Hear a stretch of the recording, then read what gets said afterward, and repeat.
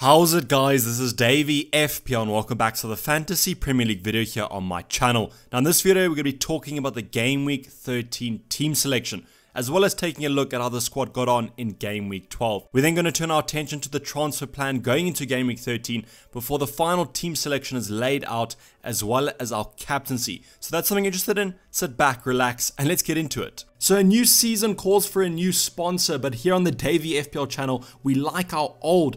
So I've brought back the old sponsor, OneFootball, but with a completely new revamped app. Yes, OneFootball has gone over a complete marketing revamp, new logo, new everything. I've checked it out, looks really good. They kind of took the old app, but just made it better. So I'm really appreciative of that. If you want to go check them out, link down in the description below to go download the app. If you don't know who they are, they're the biggest app on iOS and Android. So go check them out. I personally use them, so I can recommend them from a personal level. So a quick review of Game Week 12, but I'm also going to give you guys an update on Game Week 11. As in Game Week 11, you know I went away, so I was not able to update that rank as a final rank. I only was basically on that midway point. So at the end of Game Week 11, I think I ended up about 2.7, mainly because the Spurs assets had a really good Game Week 11, so they came back and kind of blew my rank to shreds, as they are quite highly owned. So at the end of that Game Week 11, we were about that 2.7 million mark. So in Game Week 12, at the end of it, we were about that 2.4 million mark. So another green arrow there. We've kind of had some two consistent green arrows, not as big as I would have liked, but they still have been green arrows. So we've got to take those in our stride, and we're actually ticking along nicely. So over this festive period, the goal is going to be to maximize the green arrows, and that way we can hopefully get to that halfway point of the season at a respectable rank, because 2.4 million isn't the best. So at the end of Game Week 12, we managed to get 65 points, which was above the average by quite a bit. So that was about a 300k green arrow, and as I said, we're currently sitting about that 2.4 mark. So let's get on to the review and go through each position. We're starting off with Martinez in goal. So finally, Martinez yet again returning big for us. 11 points, they clean sheet with maximum bonus points as well. So you had a really good Game Week 12. Really happy that he managed to return this at the start of the festive period, because I think this is only going to fulfill that confidence in that Aston Villa defense. And hopefully over the upcoming fixtures, we can get some more clean sheets. It actually was a really good week for the defense, mainly because Taylor came on for Jota, who fulfilled another clean sheet there. So we have Cancelo, Walker-Peters, and Taylor all on 6 points there, with Chilwell actually not providing. So I think if you told me at the start of the week which was the more guaranteed clean sheet, I probably would have said Chilwell. But you must remember there that it was against an Everton side who we do own as well. So Calvert-Lewin returning that assist for that Everton penalty that managed to wipe out the Chelsea clean sheet. It's actually an interesting situation we are in with the whole Chilwell right now, because a lot of FPL managers have actually doubled up on that Chelsea defense. So almost if you don't have the double up, you actually hope they concede, because in the long run it's actually going to do more for your rank. But I still hope that Chilwell might have got an attacking return in that one, but it seemed like Chelsea were a little bit flat, or maybe just a little bit unlucky not to score. I know his counterpart Reece James had a really good game. I watched the first half of that fixture and he managed to hit the post, was mightily unlucky not for it to go in. So he could be a nice alternative to Chilwell. Is a little bit cheaper as well, so that could be someone on our radar, although it is a little bit of a sideways move to go from Chilwell to Reece James. Then we have Cancelo with 6 points. Was a really boring game apparently, didn't watch it, but 0-0 there between the Manchester sides. I always knew that Cancelo was going to start. I just think that Pep Guardiola has more faith in him defensively than he does with Benjamin Mendy. Unfortunately with that, it actually has its hindrances as well, as that means Cancelo isn't necessarily going to start the easier fixtures, and he might opt for Benjamin Mendy. But luckily 6 points in the bag here, really happy with that, along with Kyle Walker-Peters with his 6 points. Southampton played a really good game. And then finally Charlie Taylor, as I said, came on for the injured Diego Jota, returned 6 points, which was always welcomed into our FPL teams,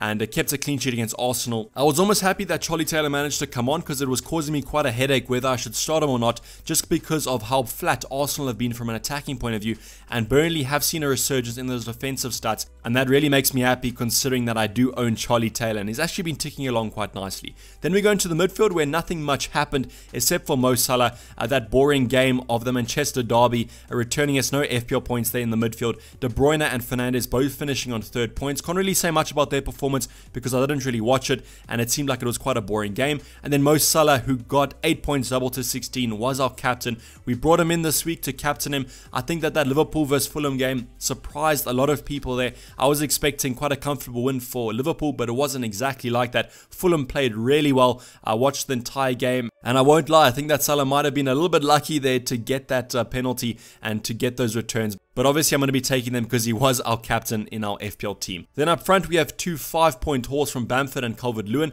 both getting, I think, an assist for the penalty, which was really nice to have. Obviously not the best score in the world, but any kind of returns helped this week. And then Watkins with 2 points. The interesting thing with Watkins is that Aston Villa actually did get a penalty, but Watkins or Grealish didn't take it. There was a little bit of a press conference afterwards where El Ghazi said that it's Grealish and Ollie Watkins who are on the penalties. I think that Grealish is probably going to be favoured because Ollie Watkins has absolutely been butchering his previous penalties, but it's nice to know that there is in the consideration if they do win a penalty because he could end up taking it. Then on the bench we have Diego Jota, who is actually injured for about 6 to 8 weeks. That's kind of been the timeline that's been estimated. Our transfer plan is basically going to revolve around him, and if you have not watched the Game Week 13 preview, go check it out. We went into an in-depth analysis of some replacements that you could consider for Diego Jota, because I'm pretty sure a lot of us are going to want to replace him because he's going to miss the foreseeable future and the next couple fixtures.